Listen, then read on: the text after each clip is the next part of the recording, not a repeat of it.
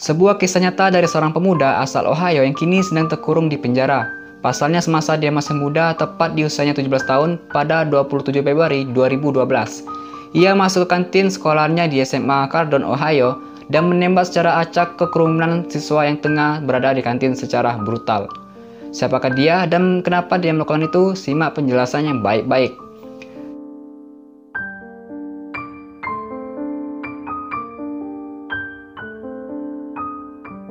Dia adalah T.J. Lane, kelahiran 19 September 1994 di Cardon, Ohio, Amerika. Setelah polisi mendalami motif pelaku penembakan tersebut, terungkap sebuah fakta bahwa T.J. Lane dikenal sebagai anak yang pendiam dan sering menjadi korban bullying oleh teman-temannya. Hal ini diungkapkan oleh teman-teman sekelas Lane. Mereka menyebutkan bahwa Lane sering dihina sebagai anak buangan. Beberapa hari sebelum menjalankan aksinya, Lane sempat menulis di akun Twitternya bahwa dia akan membawa senjata ke sekolah. Namun sayangnya tidak ada yang menanggapi serius pernyataan tersebut.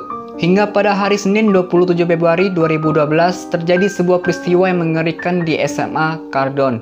Seorang siswa bernama Lane berjalan menuju ke kantin sekolahnya dan dengan santai Lane membawa pistol kaliber 22, lalu menembaki segerombolan siswa yang ada di kafetaria. Sejumlah siswa yang selamat mengungkapkan bahwa Lane terlihat tenang dan tak berkata sepatah kata pun ketika melepaskan tembakan ke teman-temannya. Akibat perbuatan ini, 3 siswa laki-laki tewas dan sejumlah siswa lainnya mengalami luka-luka.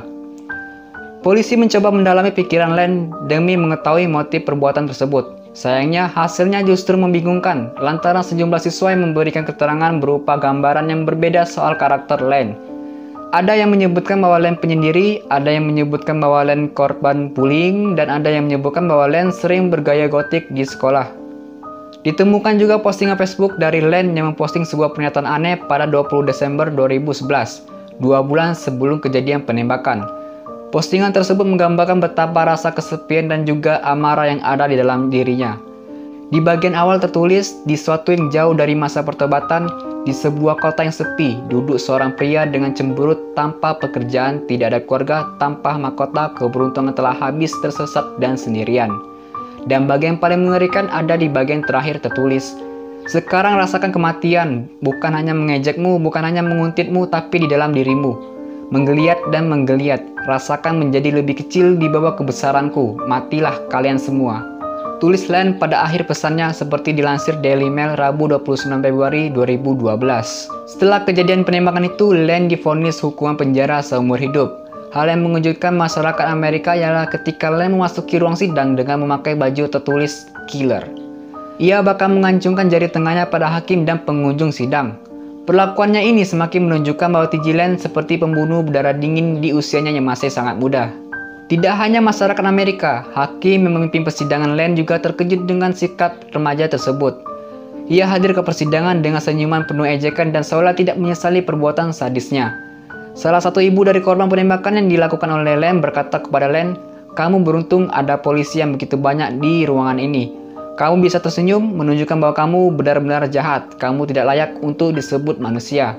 Namun lagi-lagi pemuda itu hanya tersenyum tanpa menunjukkan wajah menyesal. Kini Lane harus berada di balik penjara seumur hidup. Sesaat setelah aksi tidak terpujinya, Twitter pun mulai diramaikan dengan kata-kata caci maki yang diarahkan pada Lane.